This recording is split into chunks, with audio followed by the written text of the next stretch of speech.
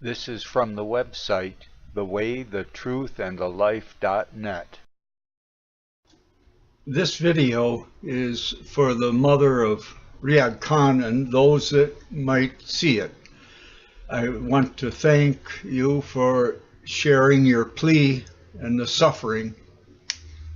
That you need to realize that you're not being a good Muslim in doing this.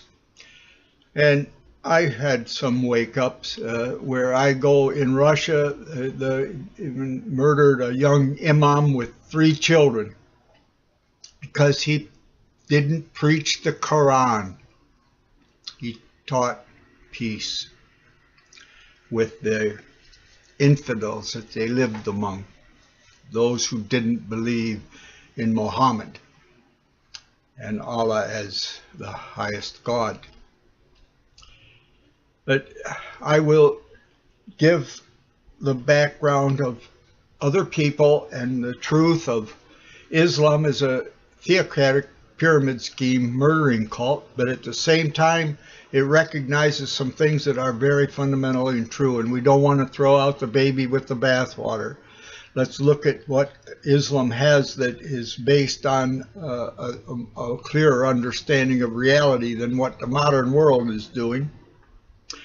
And let's share our story that our lives might have purpose beyond our life. That is, heaven is the future to come, and what we do while we're here.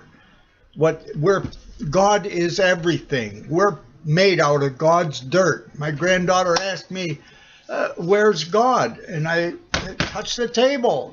God is everything, and you're part of it, like a cell in God's body.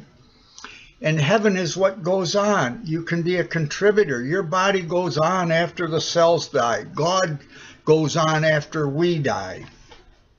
But something of us goes on in that which we have done to build physically or behaviorally. So please watch this and help others to understand that we need to learn the way that we have been made by God. And there are many problems to be dealt with, and we've got some insight. So let's pay attention and share the story. Thank you. Riyad, Abu, please come back home. I'm dying for you. You're my only son. Please come back, Riyad. An emotional plea from the mother of 20-year-old Briton Riyad Khan, who has appeared in a jihadist propaganda video believed to have been filmed in Syria. What prevents you from joining the ranks of the Mujahideen, those that spill their blood to raise the raya of La ilaha illallah, while you know your brothers are on there on the front lines, facing the bullets, the bombs and everything the enemy of Allah has.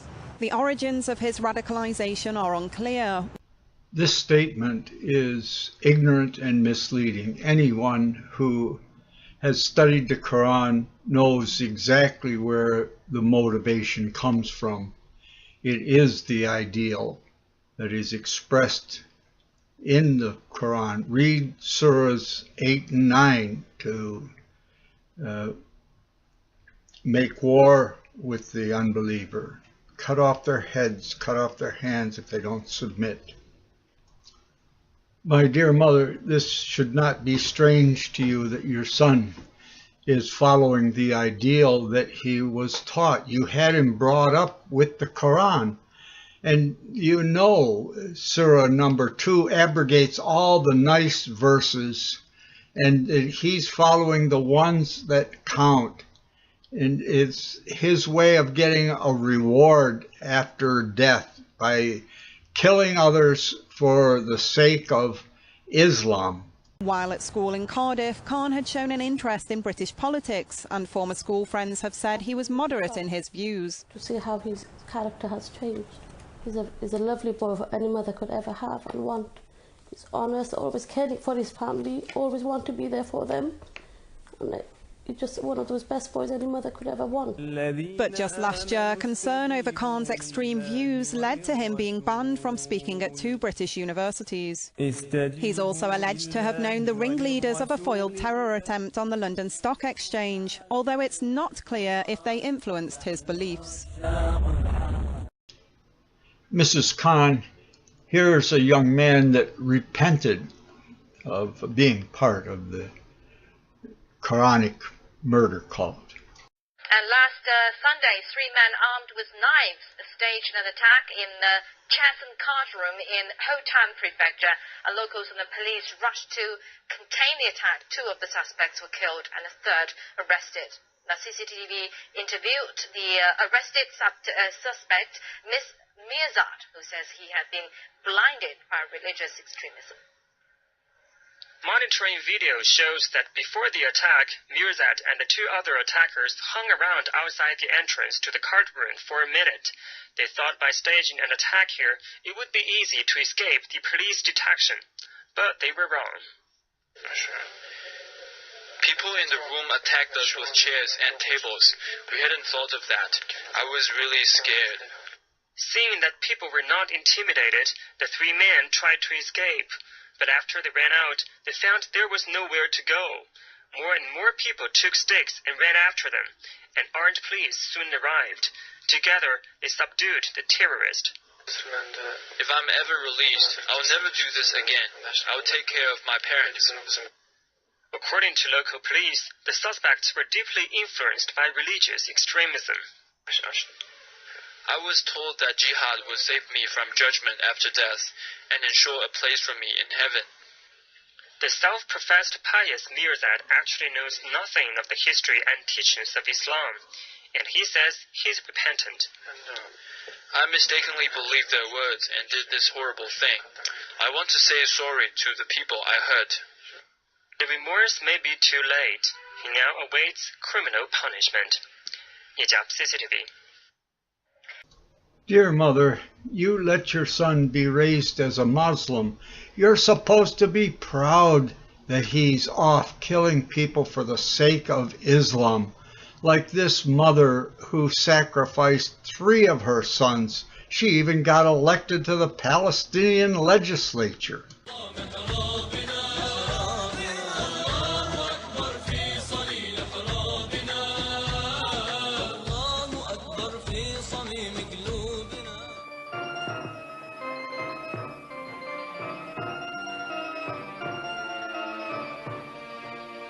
بصمت دامع بحنين الأم الدافئ ودعته واحتضنته والدته طويلا وطبعت على وجنتيه القبلة الأخيرة قبل لحظة الفراق الأخير بينهما وأوصته بأن لا يعود إليها إلا شهيدا. لحظات أخيرة عاشتها ام نضال مع فلذة كبدها. أصغر الاستشهاديين. أنا بدفع ابني للجهاد في سبيل الله، واجب علينا مكلفين شرعيا إيه. يعني أنا لو بدي مثلا أعطف عليه أو إشي وأخليه يتراجع عن حاجة زي هذه ما بيكونش صح. أنا يعني بكون سويت غلط، يعني أنا بديش أمشي على عاطفتي، عاطفة الأمومة، يعني بأضحي فيها شوية لأجل أشياء أكبر من ذلك، حتى إنه يعني كمان الحاجة هذه مرتبطة بعاطفة الأمومة. ليش؟ أنا بحب ابني، فبدي أختار له الأحسن والأفضل. الأحسن مش هو الحياة هذه الدنيا، لا، عندنا حياة آخرة هي السعادة الأبدية، فإذا أنا بحب ابني بختار له السعادة الأبدية. نقلة نوعية في العمل الجهادي وإدخال عنصر النساء، فأصبحت الأم لا تعترض طريق ولدها حينما يخرج مرابطا مجاهدا. My dear lady, you know that you brought your son up in this cult that teaches to suicide and murder, even for mothers. Look at these children that are proud that their mother killed herself and murdered 5 people in the process. And this is what the Quran teaches, and you know it. Read Surah 8 and 9 and the other surahs that have not been abrogated.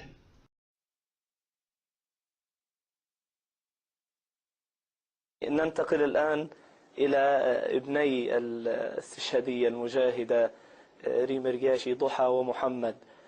ضحى بتحبي ماما. طب وين ماما راحت الآن؟ في الجنة. إيش عملت ماما؟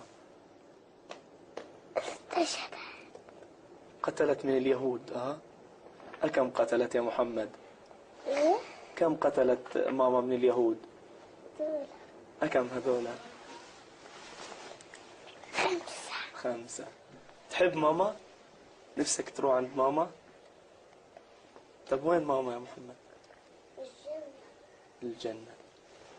ضحى تنشدي انت، انشدي لنا شيء، شو بدك تنشدي؟ بسم الله الرحمن تقرأي قرآن. الرحيم. إذا جاء نصر الله والفتح ورأيت الناس يدخلون في دين الله أفواجا فسبح بحمد ربك واستغفر إنه كان توابا. صدق الله العظيم. شو بدك تنشدي كمان؟ قرأتي سورة إذا جاء نصر الله والفتح، سورة المسد. شو بدك تنشدي لنا الآن؟ مريم. انشدي لنا مريم.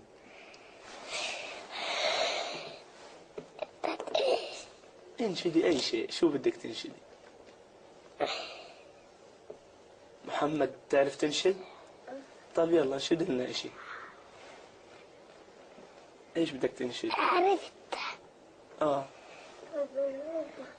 انت بالروضة؟ شاطر بالروضة؟ أنا بالروضة. يلا احكي. انت في الروضة كمان؟ انت في الروضة يا ضحى؟ في الروضة ولا في المدرسة؟ في الروضة. ما شاء الله. يعني العالم ما تحدث يعني براءة الأطفال. وإذا سألت أنت كمان في الروضة. أنا بدي أحكي في الروضة. أنت شو بدك تنشدي لنا؟ تسمعي أنشودة ماما ريم؟ طيب يلا انشد لنا إياها. عشان يا أبو نار. يلا كن شاطر ونشدها. فرق والرشاشي كانوا شعار. نعم. محمد ايش بدك؟ يلا انشد لنا. نعم يعني ما خلصت. طيب بدكم تروحوا عند ماما؟ قتلت من اليهود. كم قتلت يا محمد؟ كم قتلت ماما من اليهود؟ كم هذولا؟ 5. تحب ماما؟ نفسك تروح عند ماما؟ طب وين ماما يا محمد؟ الجنة. Child Beshmala on Prophet Muhammad and the Jews. Accurate TV, Saudi Arabia, May 7th, 2002. Saudi Arabia call-in number 0037-888-6531. Our report today will be a little bit different because our guest will be a girl. A Muslim girl, but a true Muslim. Allah willing, may God give us the strength to give our children the same education so that the next generation of children will be true Muslims who know they are true Muslims and know who their enemies are. This child will now introduce herself. She's the daughter of a sister in Islam, Huaida, and of the artist Wagdi al-Arabi. Her name is Beshmala, and I will ask her too. Peace be upon you. Allah's mercy and blessings upon you. Peace be upon you. Allah's mercy and blessings upon you. What is your name, Beshmala? بسملة عندك كم سنة؟ How old are you, Beshmala? 3.5. أنت مسلم؟ Are you a Muslim? Yes. بسملة أنت تعرفي اليهود؟ Beshmala, do you know the Jews? Yes. بتحبيهم؟ Do you like them? No. لا ما بتحبيهمش ليه؟ Why don't you like them? Because? عشان هم إيه؟ Because they are what? They are apes and pigs. عشان هم قردة وخنازير. Because they are apes and pigs? Who said that about them? مين قال عليهم كده؟ Our God. قال عليهم فين؟ Where did he say that about them? In the Quran? قال عليهم في القرآن. He said that about them in the Quran. That's right. كده صح. طب ويا بسملة اليهود بيعملوا Beshmala, what did the Jews do? إيه؟ What? بيعملوا إيه؟ What did they do? The Pepsi Company. لو قلتي أنت تعرفي المقاطعة كمان يا بسملة؟ So you know about the boycott too, Beshmala. Yes. وهم كانوا بيحبوا سيدنا محمد الرسول عليه السلام؟ لا كانوا. Did they love our Prophet Muhammad? No. ليه كانوا بيعملوا فيه إيه اليهود؟ What did the Jews do to him?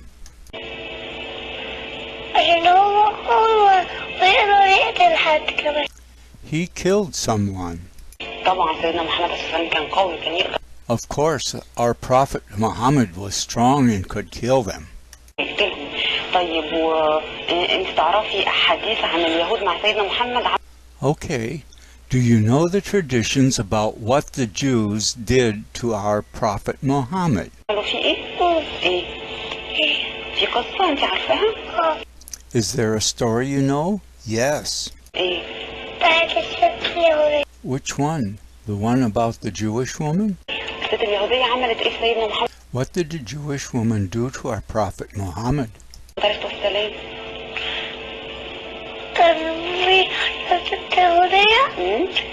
The Jewish woman? Yes.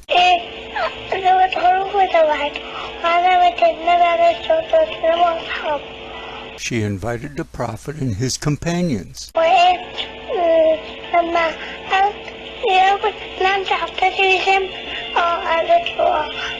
When he asked her if she had put poison in the food, she said yes.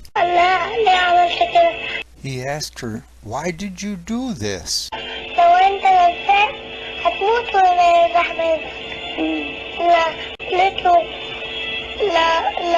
She replied, if you are a liar, you will die, and Allah will not protect you. But if you speak the truth, Allah will protect you. And God protected the Prophet, of course.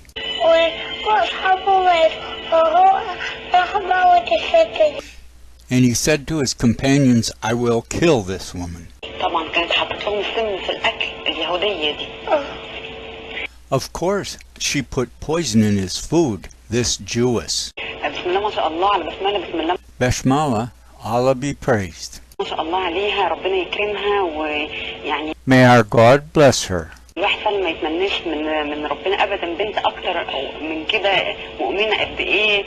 No one could ask for a more devout girl. May God bless her and her parents. The next generation of children must be true Muslims. Allah willing. الجاي ان شاء الله لازم هم يبقوا المسلمين الصح كده نربيهم من وهم اطفال كده ان هم يبقوا مسلمين صح. We must educate them while they are still children to be true Muslims. Wikipedia shows that the woman poisoned the lamb to punish Muhammad for the murder of her relatives. One of Muhammad's companions died immediately, and I've read where it's claimed that he ultimately died from the effects of the poison. The degradation of Western culture that Islam speaks of is real. It has nothing to do with the home Christian background that I'm from, although there's a corruption there with the reemergence of a priesthood.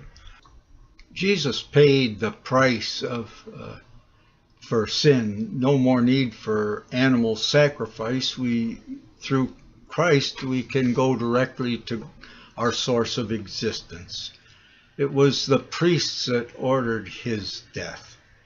It was the resentment of taking over that alpha male position that oftentimes is used by females for manipulation in worldly religion, whether it's Christian or Muslim. But you can still find amongst the Amish farm family homes where the family love and respect for elders and children is intact, and it invites the loving, caring nature that Jesus spoke about.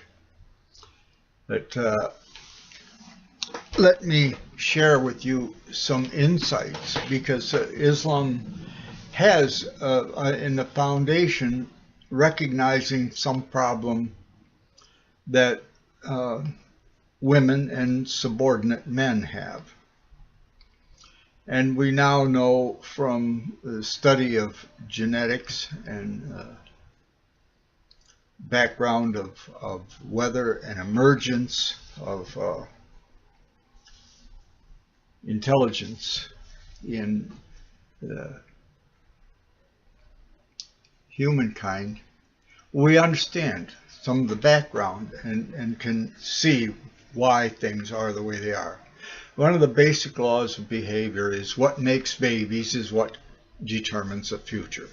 Before logic, where there was no teaching from one generation to another, verbal, logical insight, this is just common sense. It's how life emerged in the 5 billion years of stability of Earth in an orbit around the sun.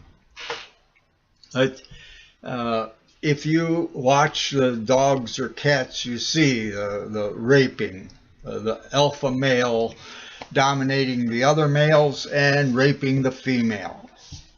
And that's what made the babies, the stronger man and the more desirable female. And it left many effects. Women are attracted to the invader. Any army personnel can tell you the young women, when they invade, are attracted to them. It has nothing to do with color. I learned that from when I was teaching in the inner city. Blacks were integrated into the community because they blamed the race riots on lack of integration and lack of economic opportunity. This analysis was flawed. In the mid-70s, I had to serve after-school detention, where students were kept as a discipline for some bad behavior. And there were a number of black girls amongst the ones in detention, and they were talking about their partying. They were mothers already in high school. They were getting welfare and their own apartment with daycare. Their conversation didn't have anything to do with their children. It had to do with the nightly parties that they were having with their boyfriends. So that in the early 60s, President Johnson's Great Society provided apartments and welfare for women with babies if there was no man in the if she wasn't married. So it was such an incentive that in the black inner city community, the women got rid of their husbands. They could get more money, and the more babies they had, the more money they could get. They didn't need the man, and that's what happened. It ended up being a fatherless culture, and the boys raised without any ability to have that inculturation of a father's love and discipline. So that was the real cause, and it's one of the corruptions of Western society. But getting back to a different thing of the problem when they integrated them in the school district where I taught in the suburbs, it was a different problem.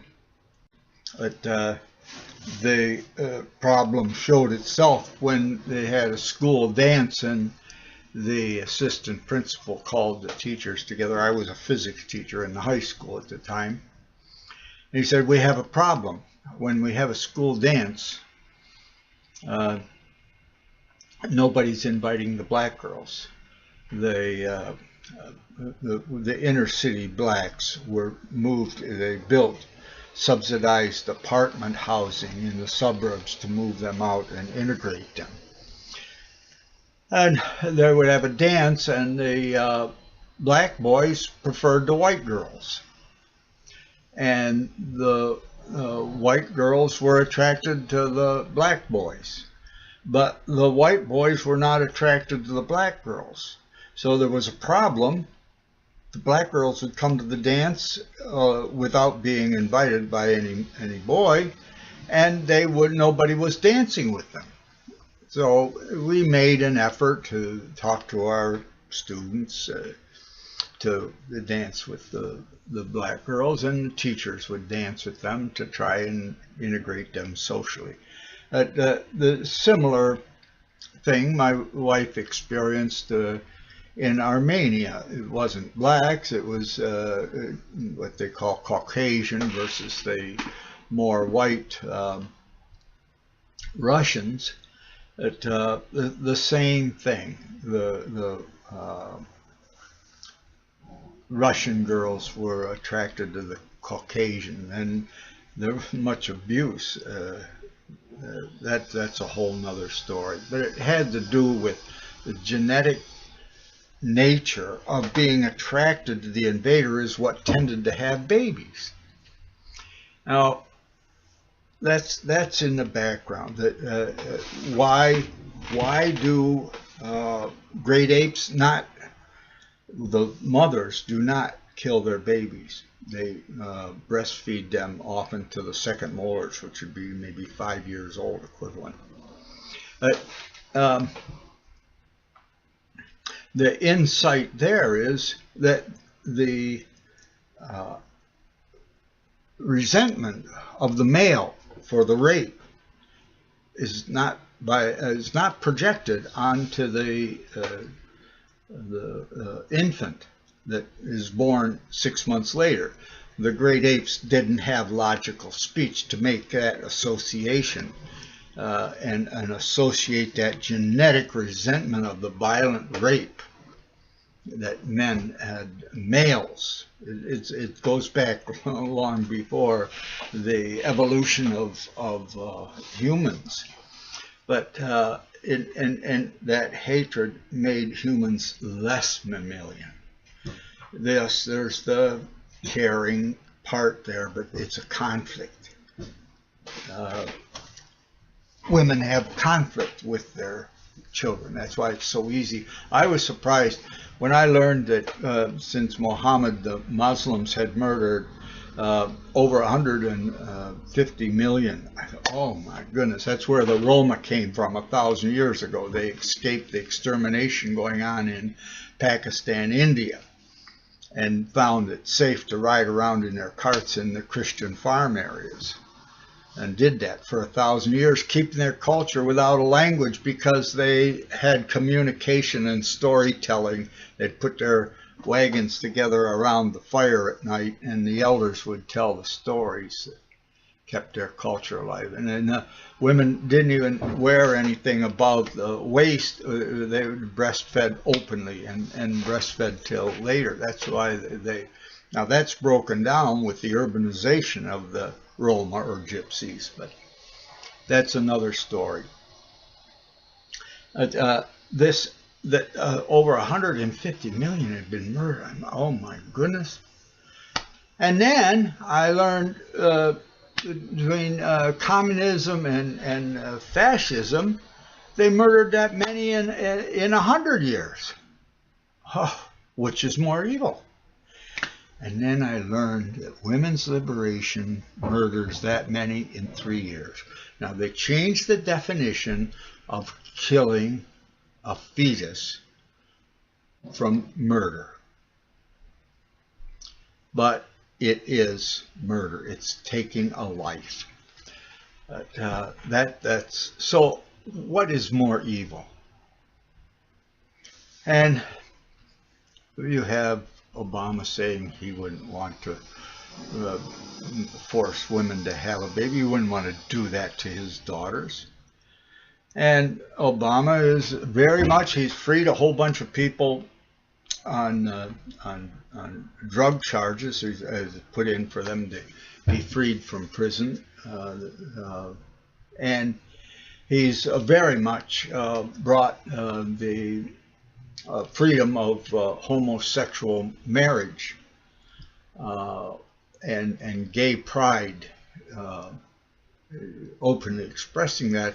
And there's a good reason for that. I'll show you a video that explains where that comes from. He is advocating for himself. Good afternoon. My name is Montgomery Blair Sibley. I'm the attorney for Larry Sinclair, and I just want to give you an overview of how we're going to proceed this afternoon. First, the National Press Club rents space. They do not condone or endorse the views of the people who rent the space. And we've been overwhelmed with people criticizing the National Press Club, and we just want to make it clear, Larry is here because he rented this room, and as a result, he's allowed to get up and say what he wants to say. The National Press Club has nothing to do with that. Mr. Sinclair is going to make a brief statement. You will be provided copies of that statement once he's done. And after that statement, he will entertain any reasonable questions and try to answer them. With that said, Mr. Sinclair, the microphone is yours. Good afternoon. Good afternoon. My name is Larry Sinclair. I'm a former recreational drug user, drug trafficker, and I'm a convicted felon for crimes of forgery, bad checks, and theft by check. But I'm also an American citizen. I love this country, and I cannot stay silent regarding Barack Obama, knowing what I know. Today I will discharge my obligation as a citizen to witness this knowledge to you and raise questions for others to investigate and consider.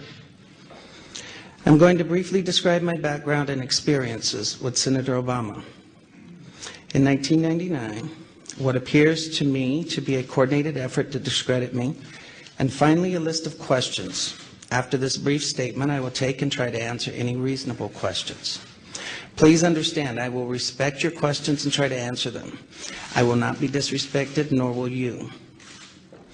My background. I'm 46 years old and I currently reside in Duluth, Minnesota. I am a U.S. citizen. I've made mistakes in my lifetime. I have been convicted and served prison sentences for writing bad checks, forging checks, using stolen credit card numbers in Arizona, Florida, and Colorado. These events occurred over 20 years ago, between 1980 and 1986. After going public on the internet with these claims against Senator Obama earlier this year, I became aware of a warrant out of Florida dated from 1986, which I have resolved, and it has now been dismissed. I also have an active Colorado-only warrant for alleged theft and forgery. I am not ignoring this warrant, but am addressing it with the court in Colorado as well as with the district attorney's office. I have a pending motion to dismiss this warrant, which I am waiting to have calendared by the Colorado court. In regards to the Obama incident, I flew out of Colorado Springs, Colorado to Chicago on November 2nd, 1999, arriving in O'Hare early in the morning of November 3rd. I went to the Chicago area to attend the graduation of my godson, my best friend's son, from basic training from the Great Lakes Navy Training Facility. I made reservations at the Comfort Inn and Suites in Gurnee, Illinois, based solely on the location to the training center. On November 5th, 1999, I hired the services of Five Star Limousine. Excuse me. I had hired them both for November 5th and November 6th of 1999. On November 6, 1999, I asked the limo driver, whose name I now reveal for the first time, Jagir Paramit Mutani, if he knew anyone who would like to socialize and show me Chicago. One note, there's a typo on the statement that you will get at the end of the statement. We will put an updated and corrected version on a website that you will also be given access to, as far as the name is concerned. Mr. Mutani understood that I was looking for someone who knew Chicago and would enjoy socializing. Mr. Mutani said he knew someone who was a friend of his. On November 6, 1999, after picking me up at the hotel in Gurney, and this is significant, Mr. Mutani used his cell phone to make a call. That call was made to then Illinois State Senator Barack Obama to set up an introduction between myself and Senator Obama. Upon arriving at the bar and exiting the limo, Senator Obama was standing next to Mr. Mutani, and I was introduced to Senator Obama by name. Later that evening in a bar which I believe was called Alibis, and I state believe because I have failed so far to get Citigroup to provide the credit card receipts that has the actual name. I mentioned I could use a line or two to wake up. Senator Obama asked me if I was referring to coke, and I stated I was. After stating I was, Obama stated he could purchase cocaine for me and then made a telephone call. This too is significant, from a cell phone to a presently unknown individual, during which Senator Obama arranged the cocaine purchase. Senator Obama and I then departed the bar in my limousine and proceeded to an unknown location where Senator Obama exited the limousine with $250, which was provided to him by me. Returned a short while later with an 8-ball of cocaine, which he gave to me. I did ingest a couple of lines of cocaine, and shortly thereafter, Senator Obama produced a glass cylinder pipe and packet of crack cocaine from his pocket. Obama then smoked the crack cocaine. I performed fellatio on Senator Obama in the limousine during the time Senator Obama was smoking crack cocaine, after which I had the driver take me to my hotel, the Comfort Suites, Gurney, Illinois. The following day, November 7th, 1999, Senator Obama appeared at my hotel room, unannounced, uninvited, where we again ingested cocaine, and I again performed fellatio on Senator Obama. Significantly, both the driver's telephone call to Senator Obama and his call to the drug dealer should appear on the driver's and Senator Obama's cell phone billing statements. In the fall of 2007, September 2007, I contacted the presidential campaign of Barack Obama to request solely that Senator Obama publicly correct his stated drug use record to reflect his use of crack cocaine with me in November of 1999. When I made the first contact, I left with the presidential campaign of Senator Obama a telephone number for the campaign to return my call. The first number I provided was a Texas cell phone number. From the period of Labor Day weekend 2007 through November 18th of 2007, I did provide a total of 4 different callback numbers to the Obama campaign. As I had moved and I had changed the numbers to reflect locally my place of residence at the time. In late September to early October, I lost my place here. In late September to early October 2007, I received a call from a male who identified himself as a Mr. Young, stating he was calling in regards to calls I had made to the Obama campaign. This first call was in fact an attempt by Mr. Young to obtain from me the identities of anyone I contacted concerning my 1999 allegations against Senator Obama. This first call shocked me in that this Mr. Young asked me why I had. The first call was in fact an attempt by Mr. Young to obtain from me the identities of anyone I contacted concerning my 1999 allegations against Senator Obama. The first call shocked me in that this Mr. Young asked me why I had not asked Senator Obama to disclose the sexual encounters I had with Mr. Obama in 1999. I was shocked, as I had never mentioned to the campaign or anyone working for the campaign any sexual encounters, as my call was prompted by drug allegations only. The call ended with Mr. Young stating I would hear from someone in a few days. In mid to late October 2007, I received a second call from this Mr. Young, at which time I clearly became aware that this individual was personally involved with Senator Obama rather than just an employee of his campaign. The tone of the conversation had a sexual nature. Mr. Young did not once advise me how he obtained my phone number, which by this time had now changed to a Delaware number. In late October 2007, I received a text message from the gentleman identified as Mr. Young, in which he stated he was intimately involved with Senator Obama and that Obama was discussing with him and his pastor how to publicly acknowledge Senator Obama's drug use in 1999. And that Obama wanted to be sure I had not discussed the sexual encounters or drug incidents with any media at that time. In mid to late November 2007, in another text message from Mr. Young, he advised me that Senator Obama will publicly correct his statement as to the last time he used drugs, and I did not need to concern myself with publicly disclosing it myself. The last contact I had with Mr. Young was in early December 2007. When he made it clear to me that Senator Obama had no intentions of publicly acknowledging his 1999 use of crack cocaine, and that Mr. Young was in fact doing nothing more than milking information from me for Senator Obama's use. I later learned that A. Donald Young, the choir director of Reverend Wright's Trinity United Church of Christ, Obama's now former church, and who was openly homosexual, learned that he was murdered on December 23rd of 2007.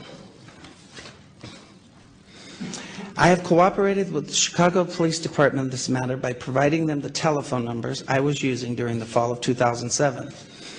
And I release them now publicly in the hope that someone may be able to connect the dots between these telephone numbers and Mr. Young.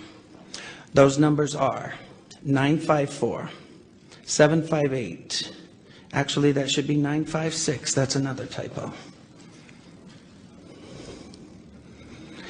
956-758-1105, 956-758-1885, 956-758-8002, 302-685-7175, 612-466-1043.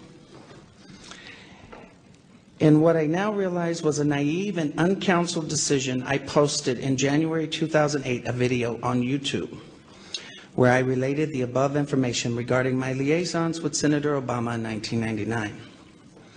The response was overwhelming, and I quickly became the recipient of what in hindsight appears to have been a coordinated attack on my character, with ever-increasing falsehoods circulating on the internet. The burden is now off of me, as I have told my story without the distortions that have been intentionally heaped on me, and what my lawyer tells me is an ad hominem attack. Shoot the messenger so you don't have to hear the message he is bringing.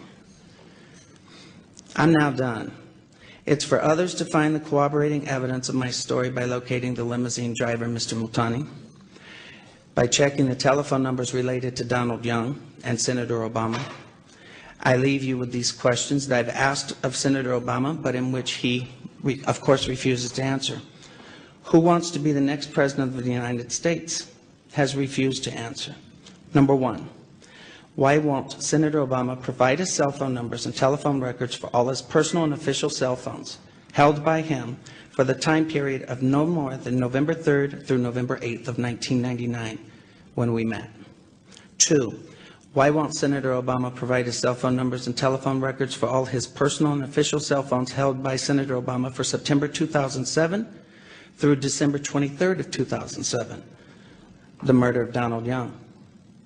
Three, why won't Senator Obama provide all email communication, both personal and campaign related to and or from AKP Media and Message from January 18th, 2008 through February 29th of 2008 for Senator Obama, David Axelrod, and David Plouffe? Fourth, why won't Senator Obama provide proof of all payments made from AKP Media, Obama for America, David Axelrod, David Plouffe, and Senator Obama's accounts for the period of January 18th, 2008 through February 29th of 2008?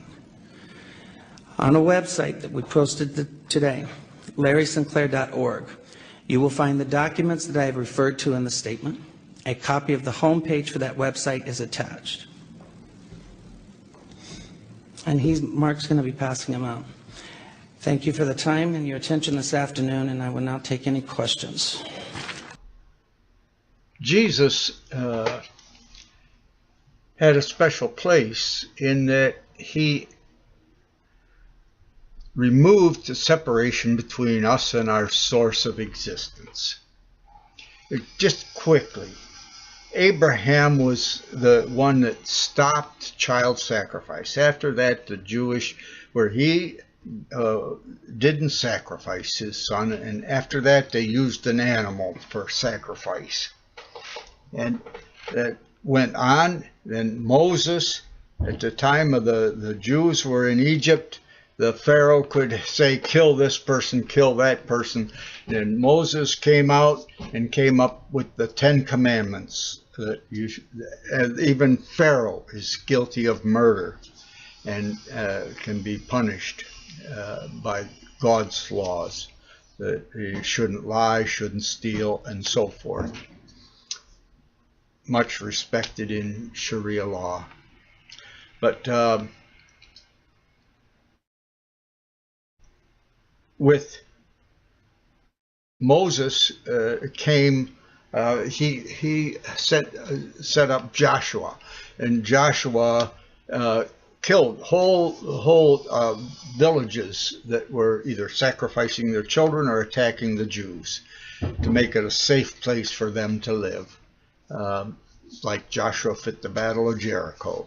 And Muhammad learned about this. He was driving camel caravans, and there were many merchant Jews and Christians that would use these caravans as a method of transporting their materials.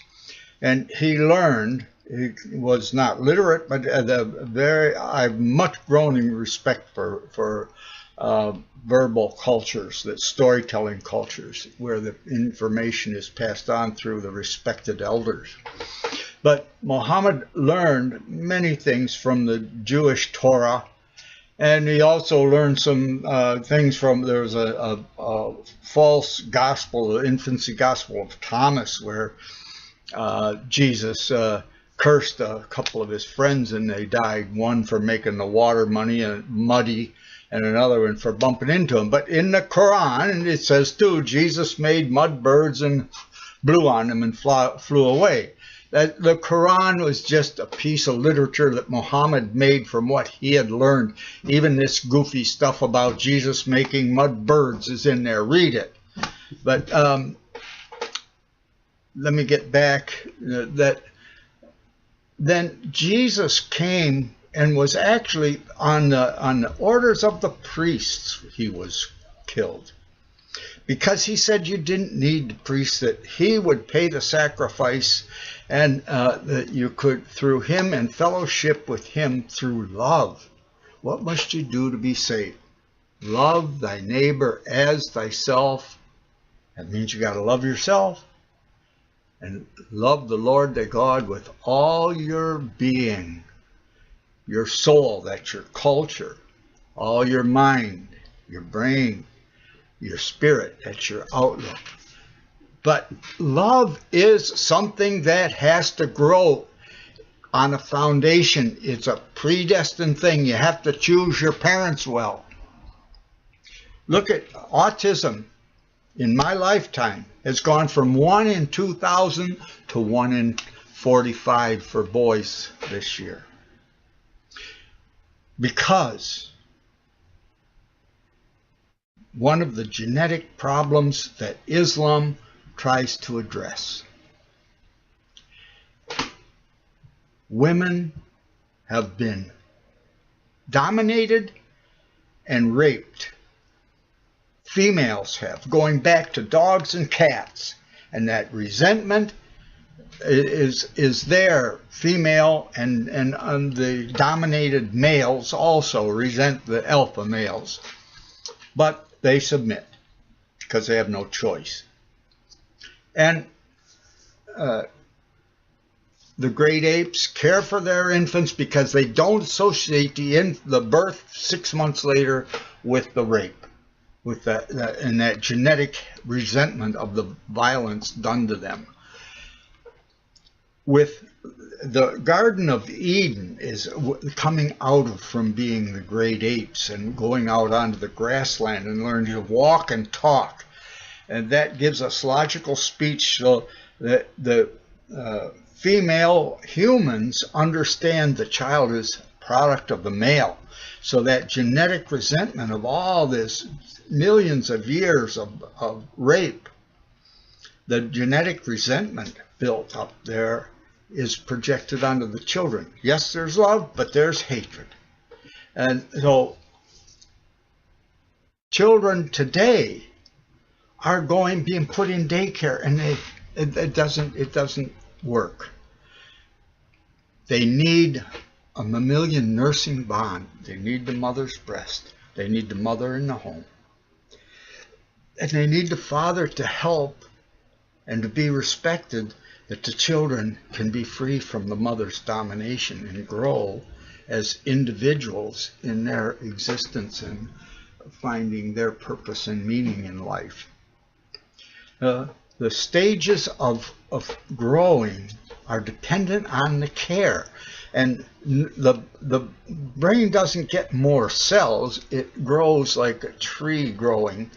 And there's nerve growth factor is present, there's little fibers go out, and if they're used, they develop a network. If they're not, the nerve growth factor is gone. The Jewish have a genetic disease that usually kills a child by 5, where nerve growth factor stays there, and the brain just goes to the point that it kills them. It's not more cells, it's more network. So during this first 2 years, the first 5 years are most important. The first 2 years are critical. The pregnancy is important too. But if you, as my uncle was a mink rancher, and what every mammalian farmer knows, you have to choose the mothers well. With the mothers that cared for their infants are the ones that you keep, and it's their infants that you keep. The mothers that didn't care for their infants, that's what you make fur out of, because they have it's a bad genetics. And children raised in daycare.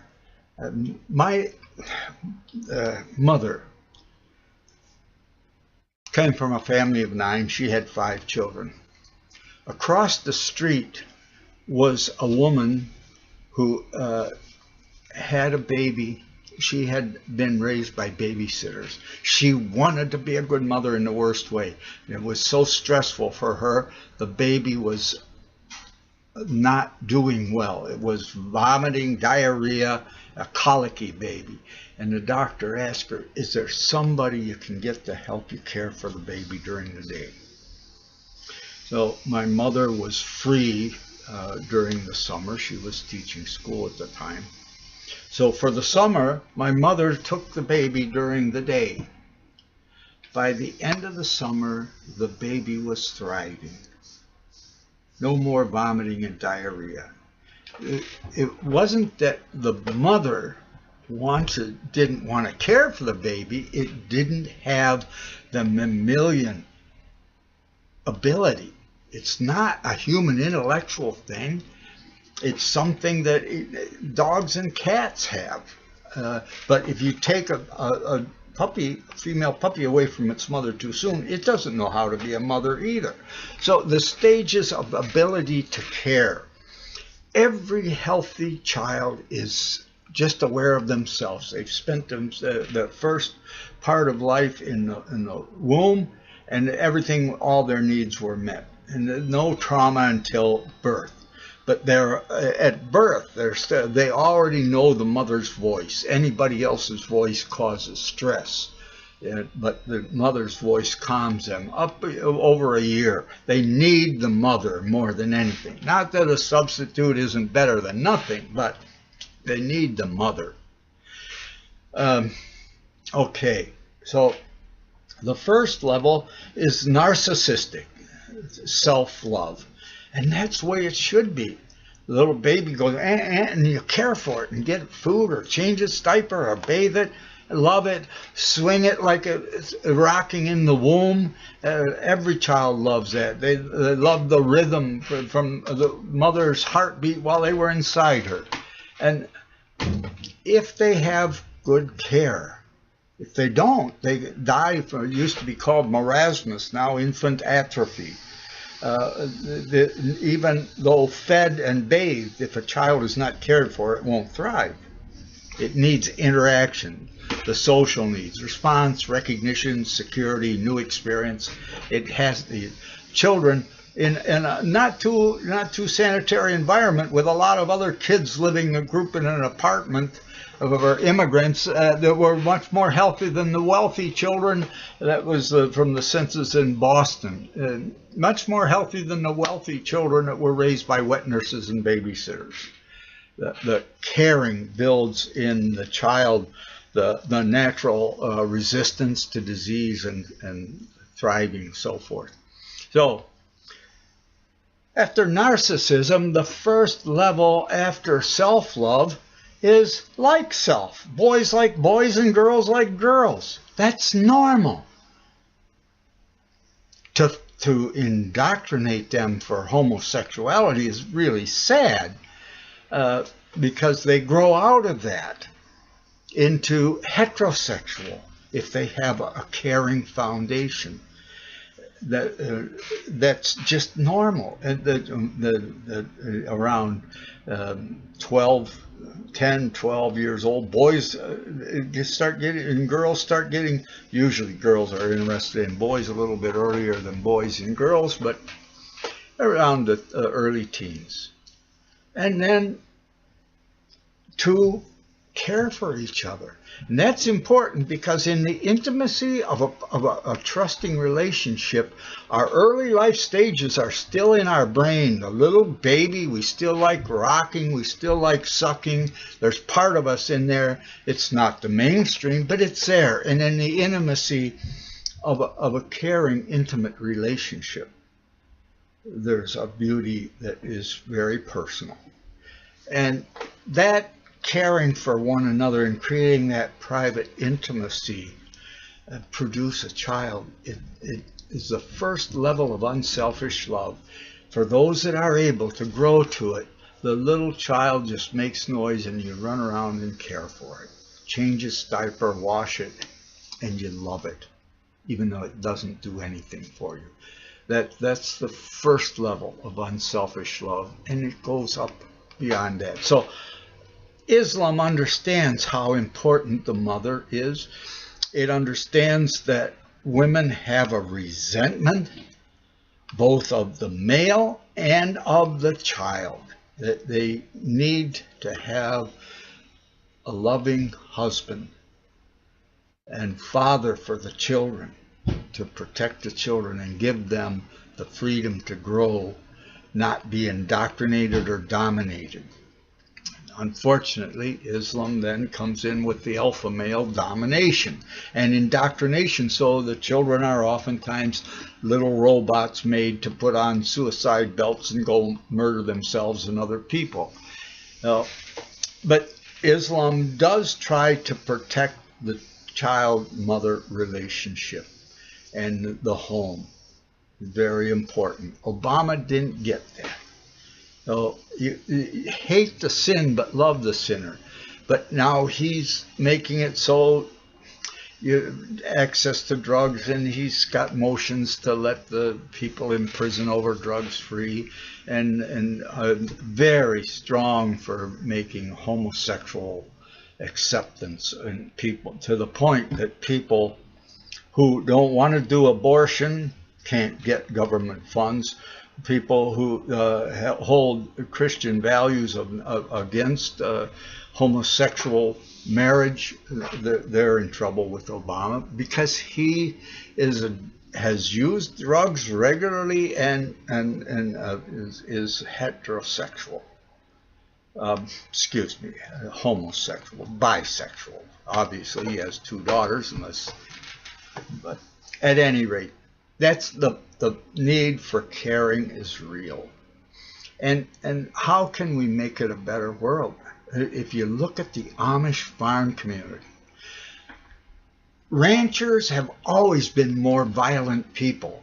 They've always been at war, killing farmers because the farmers put up fences and they can't take their sheep or cattle there or something.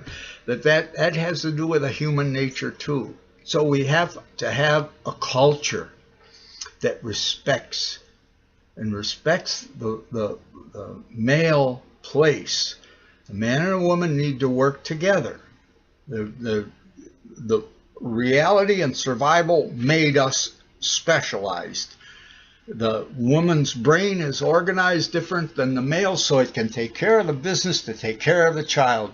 Even the same, there can be some stroke on one side and the other side can do like the speech or walk. There's duplication. A woman can survive an brain injury better than a man can. But the man had to have the logic for the fight.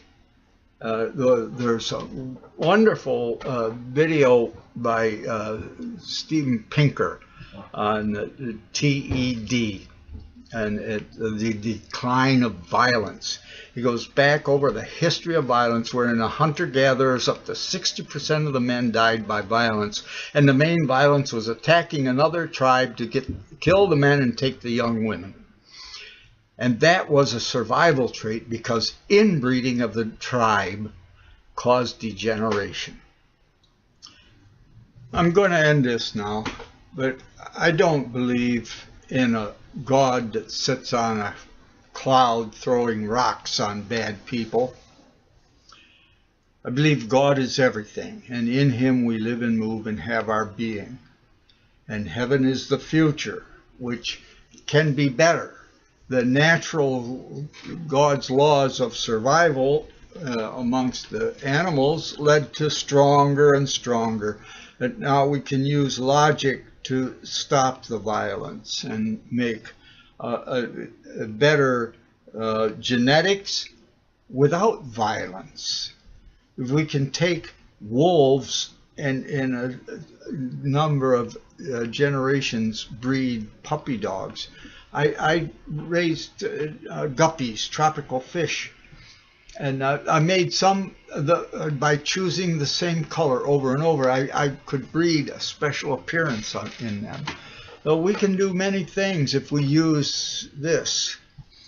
And again, male and female working together, but the man, the spokesman, the logical ability of males.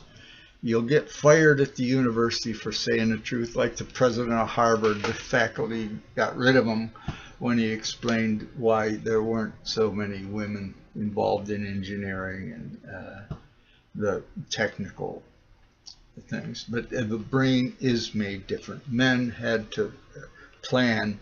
Women had to take care of the day to make it safe for the children that day. And men had to protect them. All right.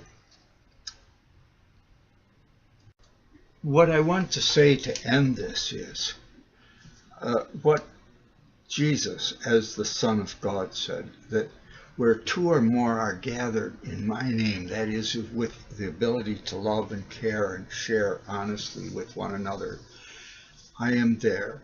Get together with friends and share a testimony in a spirit of truth, that spirit of a child who just says the truth. How beautiful it is. And get together and share one another's testimonies.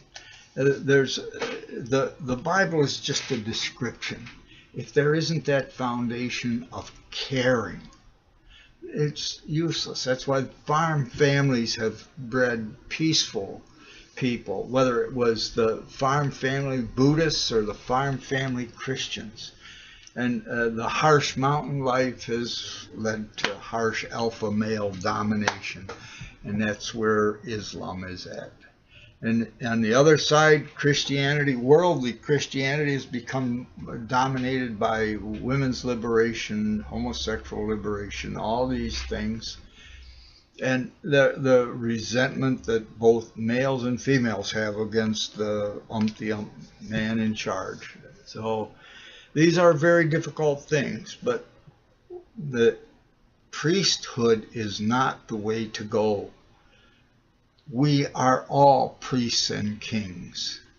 We need to get together in fellowship and share our studies, and look at the Quran. Jesus making mud birds, and I know they cut off their heads and all these things. Yes, I do believe in capital punishment, not out of cruelty. Hate the sin, but love the sinner. And why release a rapist that goes, like in Florida, and then kills another little girl? That's insane. All right, I'll stop here.